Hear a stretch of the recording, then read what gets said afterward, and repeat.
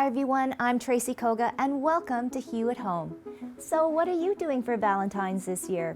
Hey, restaurants, gyms, and personal services, they're all open, but at 25%. And if you're in a restaurant, you have to be with the same person that you're living with. And don't forget to wear a mask. So maybe staying at home? Well, stick around because we're going to show you some new kinds of love. I'll be meeting up with recording artist JP Sunga, and he'll talk about his passion and his deep love for his family and music. But first, may I suggest a crisp, light, white Sauvignon Blanc, courtesy of this little baby, the Cellar Door. I'm going to sit down with editor-in-chief and owner of Poise Publications, Lisa Muirhead, and she'll talk more about her little dream job and the love for this magazine.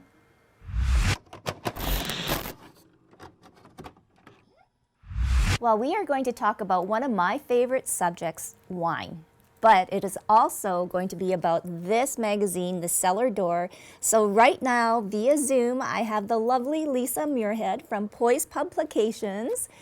Okay, I got that one out, Lisa, but that sounded so official, but you know what? Was. Yeah, so this is issue number 37, and I believe issue number 38 is going to be released pretty soon, correct? Yeah, it's coming out the week before Valentine's Day. Oh, well, how fitting. Okay, so we're going to go to a shot of our beautiful set, decorated with the Cellar Door magazine that comes to our home.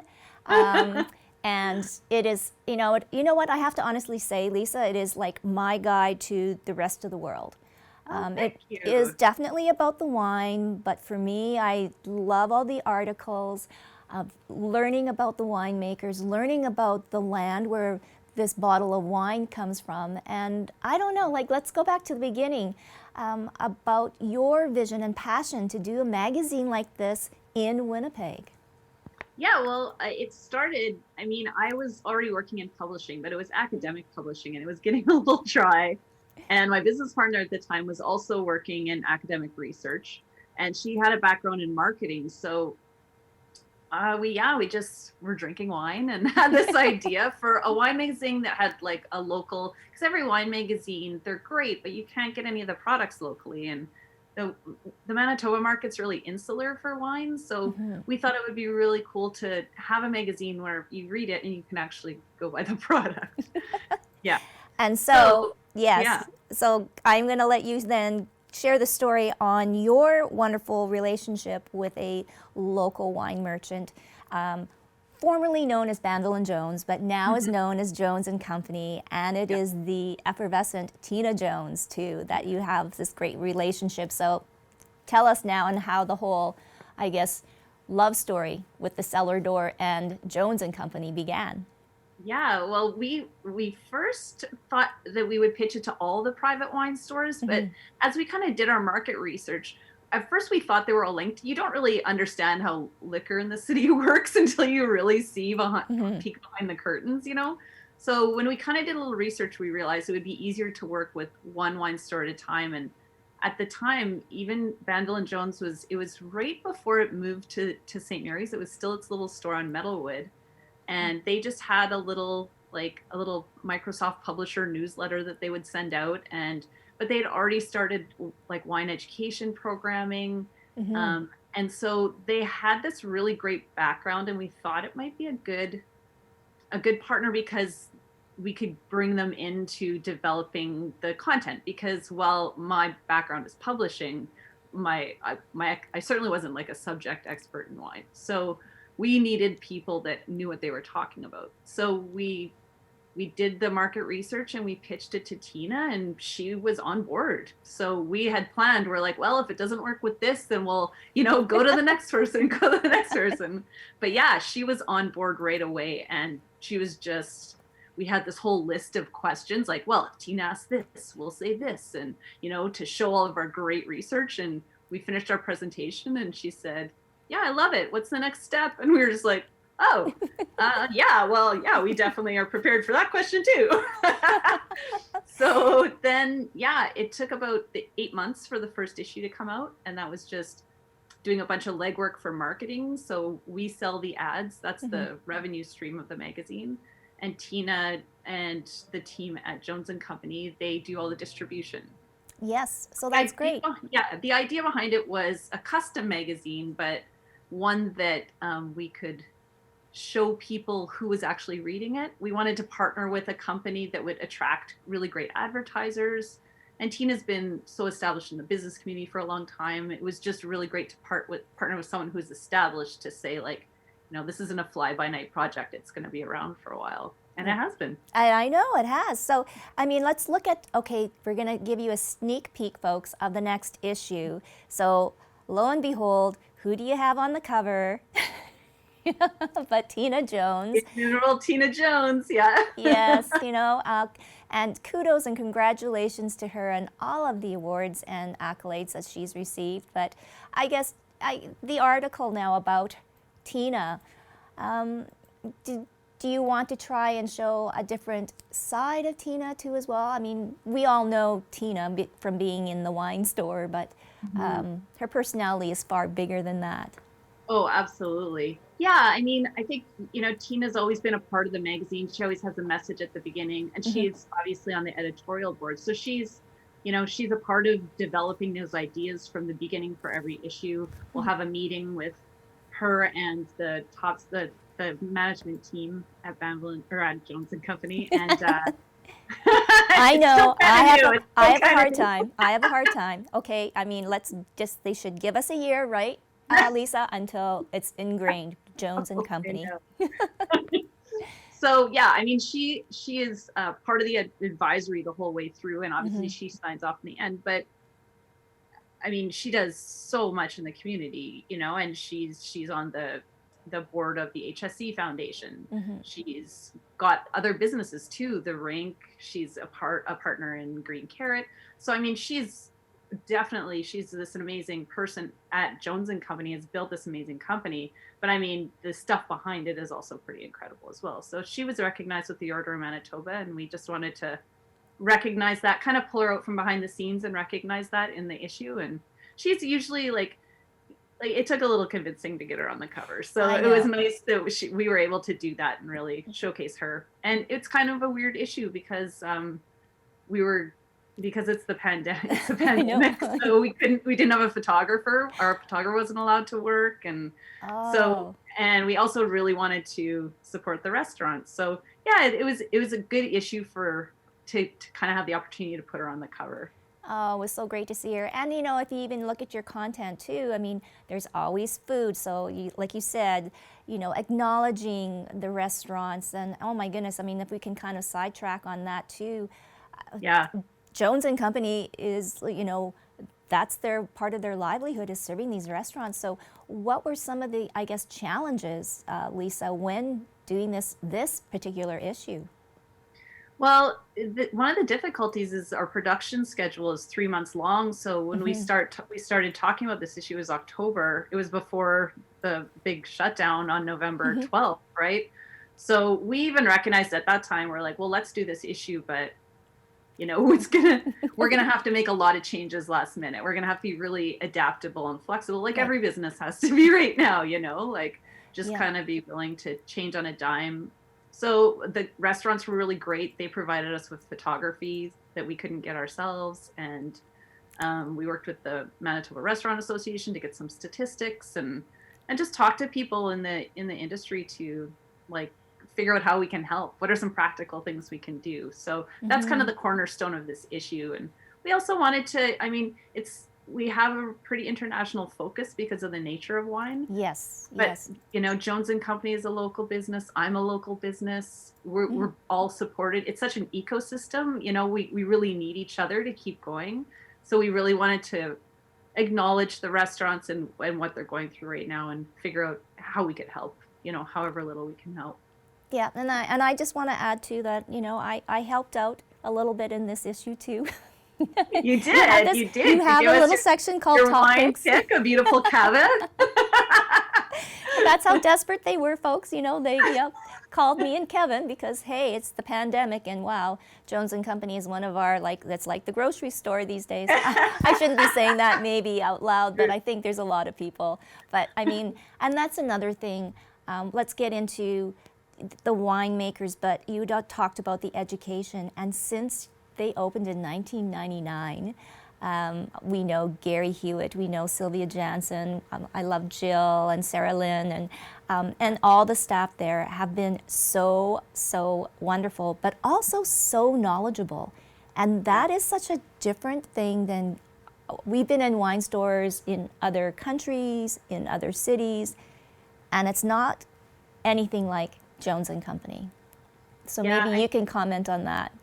Yeah, I mean, as much as I can, because my business is separate from Jones, but just from what I've seen, you know, like, I think the difference there is that the wine education is really integral to the whole structure of the business, you know, whereas other, like, employees from other wine stores will come to Jones and Company and take their wine courses. They don't have the infrastructure there. They need to find the courses elsewhere. Whereas because Jones and Company has built that in, if you start working at Jones and Company and, you know, you have retail experience, but maybe not as much wine, those opportunities for education are right there, and they really encourage you to take them and make them really accessible to their staff. So, you know, it was really amazing. Like, we kind of took it was a bit of a gamble, saying, you guys will produce the content and we'll do the publishing, because we didn't know if they could write, you know, like, and, you know, Gary's got has an academic background, so does Sylvia, and some of them are just, I mean, they're really great storytellers, because they go to these places, they travel, they really invest in sending their people to see these wineries, to meet these winemakers. So even if they're not great writers, almost all of them are great storytellers, and they're so passionate about it that even if they're not super strong at writing, I can work with them. You know, my background is editing, so I can work with them and we can bring those stories out. So that education really supports the mandate of the magazine, but the magazine is also educating the community. You know, it's allowing everybody who likes wine, but they don't really know why they like wine or how to put it into words. We're trying to, like, give them that vocabulary. Well, I mean, and you always end up learning something, you know, from the simple, why does it taste like this? Or wine is bad if it smells like this. And all those things that we've learned through the years. But for you personally, though, Lisa, I guess this is a passion project that has, you know, by all means, grown by leaps and bounds. Did you ever dream that, you know, you would be the publisher of this little baby? I mean, no, it was a fun idea that we talked about one night, you know, and I do have to credit my former business partner, Megan Kosminski, you know, like a couple days later when we were talking, she was like, okay, we're going to need a business plan. I was like, oh, are we really going to do this? You know, and she's like, yeah, we're going to do this. But I love publishing, you know, I love the storytelling, and I really love working with Jones and Company. My brother's the manager there, and being able to work with him, like, we're very close, and I love being able to work with him on a fun project like this, you know, so that's really cool to have that element as well. Oh, wow. And so maybe just explain for the others out there where they can get the Cellar Door, and it is free, correct? It is free. Yeah, so it's distributed through direct mail. So if you spend a certain amount of money at Vanville and Jones, you'll just get it mailed to your house. If you just go in casually every now and again, they always have the issues just on the stand, and you can just take them. So they're free at the store at all times. And they've got the current issue, but they'll have probably 5 or 6 back issues, just because a lot of the material isn't really super timely, you know, like it's talking about a wine region and then talking about, so it's not stuff that it ages very well. Like, you can keep the magazine around and read it, and it won't be stuck in a time capsule, you know? Yeah, and you know what? It never goes moldy, you know, well, unless you get it wet with wine. But I know, it will crash with your hard drive. Yeah, you know, well, you know what? I think, Lisa, this is something that I think Winnipeggers should be proud of. I wanted to do this interview to learn a little bit more about the magazine and how it started, and I just think that, you know, it should be something that we share with everybody, you know. I appreciate that. Yeah, it's really fun to do, and we're really proud of the fact that we're still around after 13 years. It's pretty awesome. Well, 13 more, and hopefully we can get out of this pandemic and Yeah. and actually maybe travel to some of these areas. And this too, folks, I mean, is a great way to even plan your vacation because we will travel. We will. You We will. just don't know when. But this is an actual great travel guide to base your next trip. So I think that's what I'll do with the next issue. I think. Okay. So it's coming out around Valentine's Day. Go to Jones and Company and pick up your copy of The Cellar Door. Thank you so much, Lisa, for spending this time with us. Thank you so much, Tracy. I really appreciate it.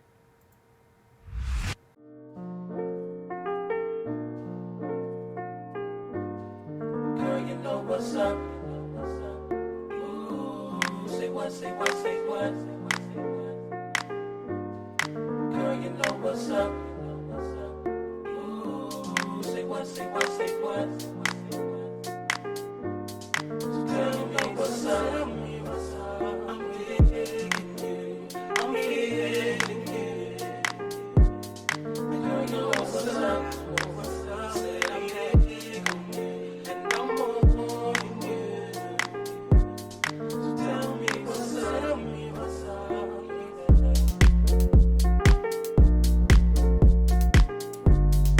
Girl, you know what's up. Ooh, say what, say what, say what. Girl, you know what's up.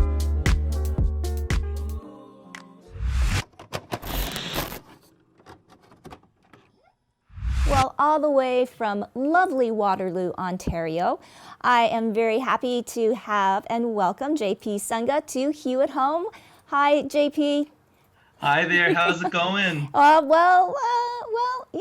we're, kind of, just relaxing in all of this code red for the last 3 months, but, hey.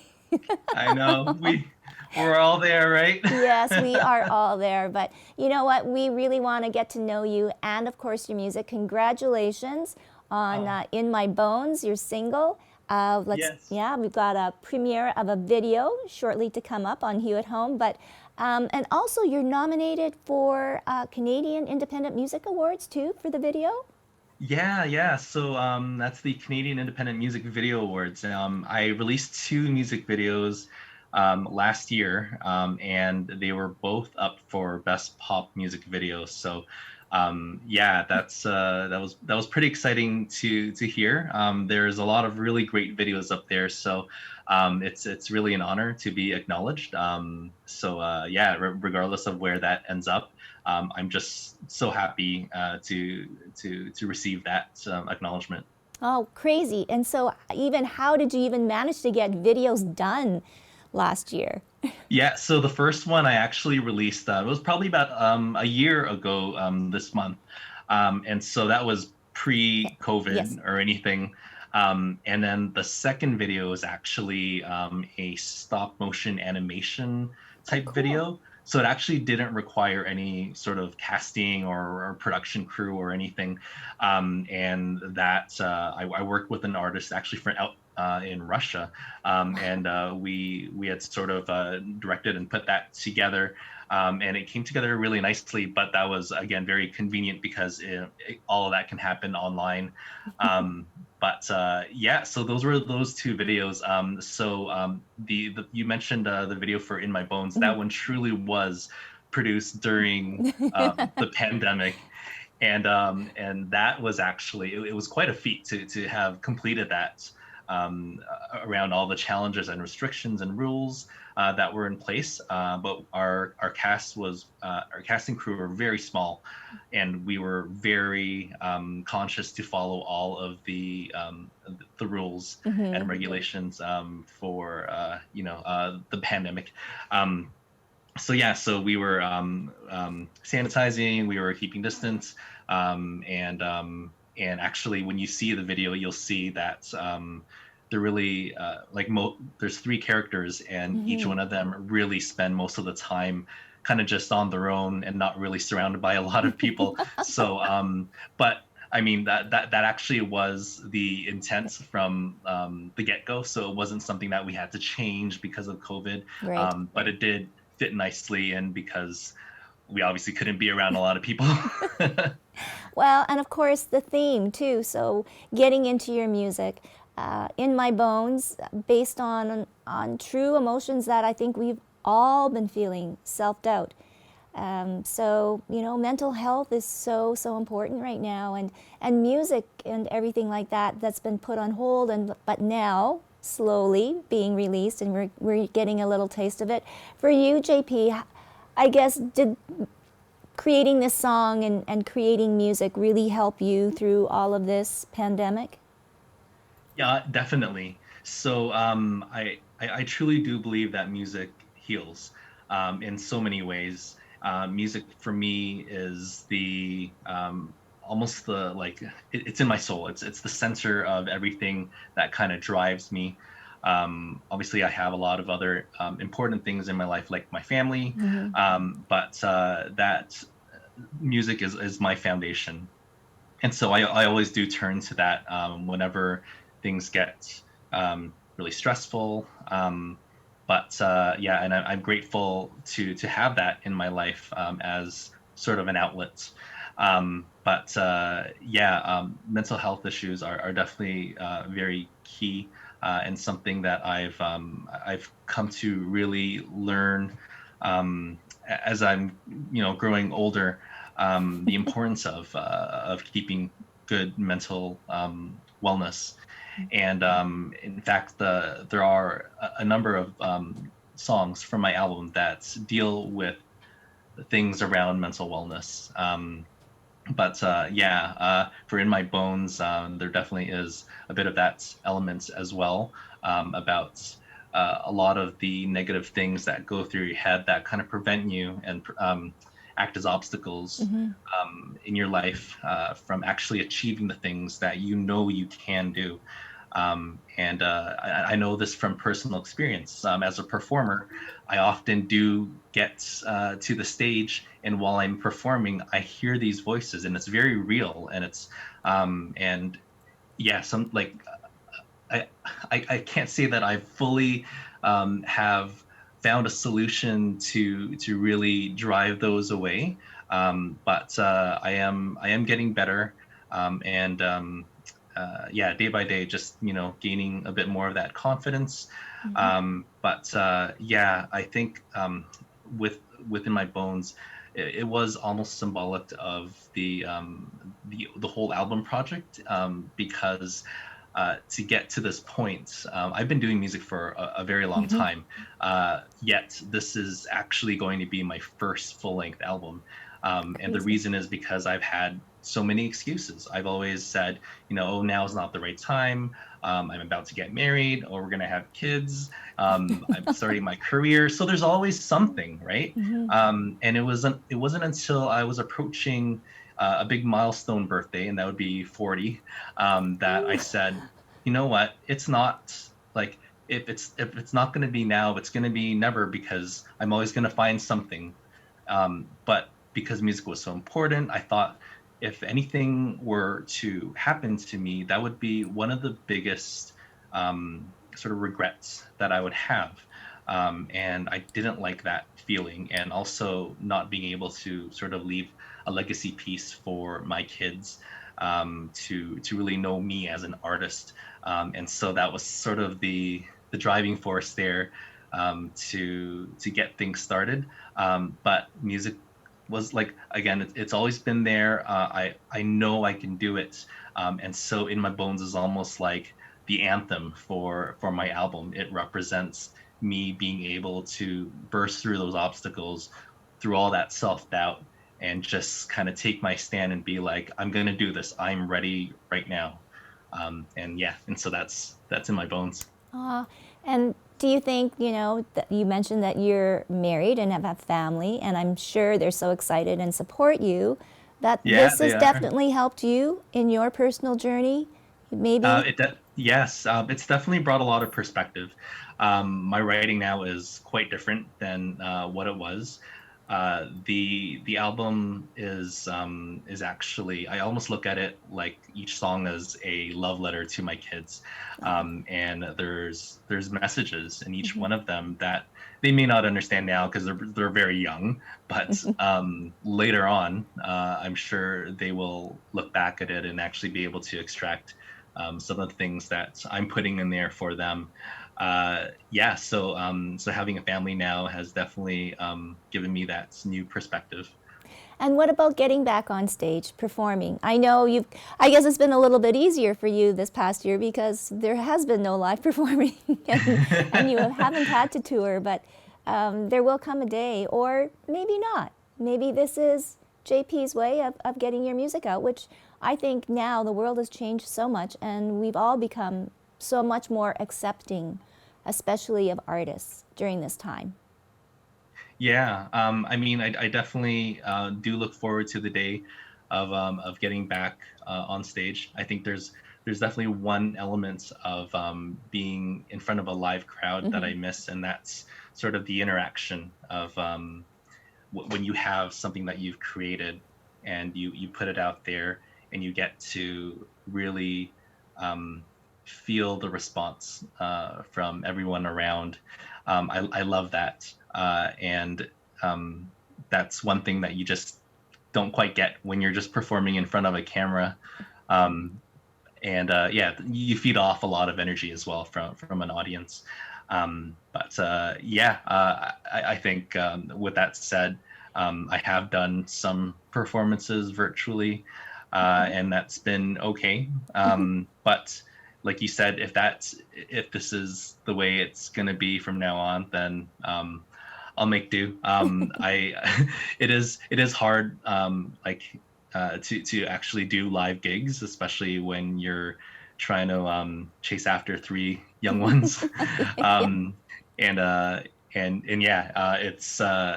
It's okay. I'm okay either way. But I do miss the live stage. Yes, so the future now, so we've got the full-length album out to come out, and you've got to premiere In My Bones video. You've done pretty well. You've got to be pretty proud of yourself, JP. I am. Aw, that's awesome. So I'll let you then do a little introduction to your latest video, In My Bones, and, take it away. JP Sunga, get his music, people. Thanks so much. So this is my newest music video for In My Bones, and I'm so happy and so proud to share this piece with you. Enjoy.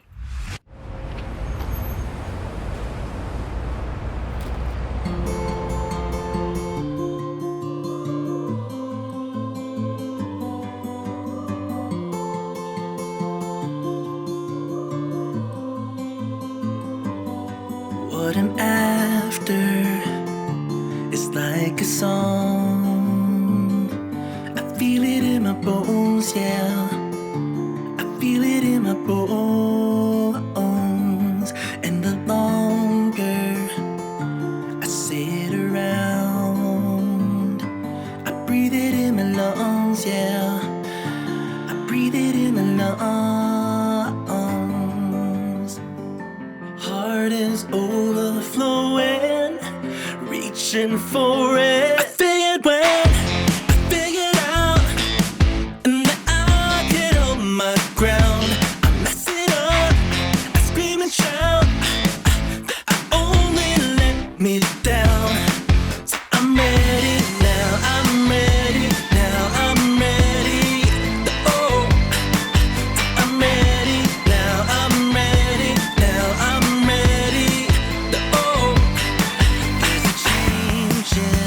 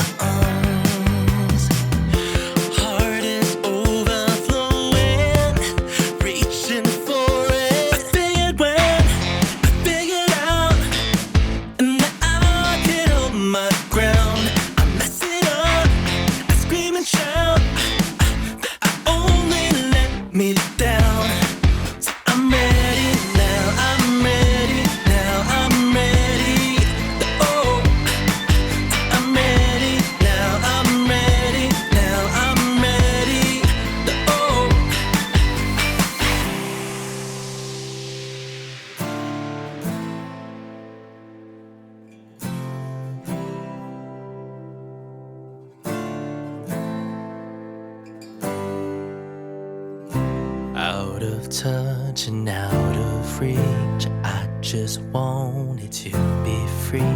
All this time I held the key, I held the key. Out of touch and out of reach, I just wanted to be free. All this time I held the key, I held the key. Out of touch and out of reach, I just wanted to be free. All this time I held the key, I held the key. Out of touch and out of reach, I just wanted to be free. All this time I held the key. I figured when I figured out, and that I could hold my ground. I mess it up, I scream and shout, I only let me down. So I'm ready now, I'm ready now, I'm ready. Oh, I'm ready now, I'm ready now, I'm ready. Oh, so I'm ready now, I'm ready now, I'm ready. Oh, I'm ready now, I'm ready now, I'm ready. Oh.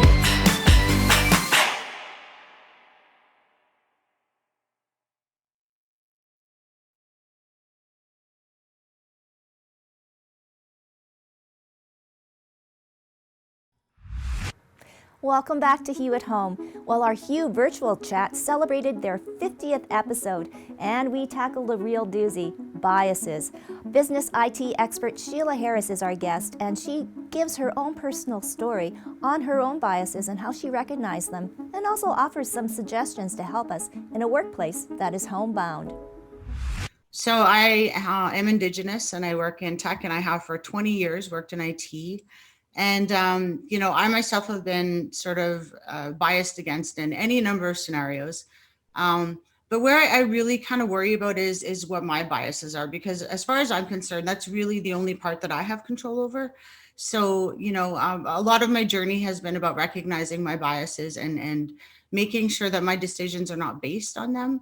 As far as the changes that we've had with working remotely, one of the things that every organization has struggled with is maintaining that social aspect, right? Because when you're at work, you're in the lunchroom, you're heating up your lunch, you start chatting with the people around you kind of thing, and the whole water cooler conversation and everything. So you have a lot more opportunities just to, naturally interact with people. So in the pandemic with remote working, you have to make a lot more of an effort to be social. You have to specifically go out of your way, to, call people up and just say, hey, how's it going? How's your day? And then even simple stuff like, how was your weekend? If you ask people, how was your weekend? Now it's like, it's exactly the same as every other day, like what's a weekend, So yeah, there's been a lot of like reduction of sort of the natural opportunities that we have to interact with people. So you have to make a lot of effort. And, I've seen a lot of organizations that have made really good strides in doing that really go out of their way to make sure that there's this social aspect. I've seen organizations that have like, Friday meetings and everyone, grabs a drink or whatever and gets on Zoom at like, 4:30 on a Friday and chats about stuff. And, so as long as the organization is committed to making that effort, you can still be, inclusive and have people there. But I do think that it makes people that are, say, new to the organization or maybe not as outgoing or as social, I think it makes it difficult for them. You can see the entire Hue virtual chat on our website at ilikehue.com. We want to give a very special thank you to all of our guests on today's show and leave you with this question. Do you have a bias? And what would it take for you to become unbiased? We want to know, so send us an email to hello@ilikehue.com, or you can message us on Facebook and Instagram at iLikeHue. But for now, stay safe and healthy, and we'll see you next time on Hue at Home.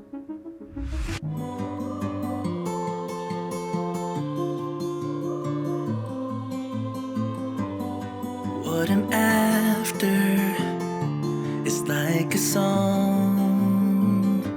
I feel it in my bones, yeah.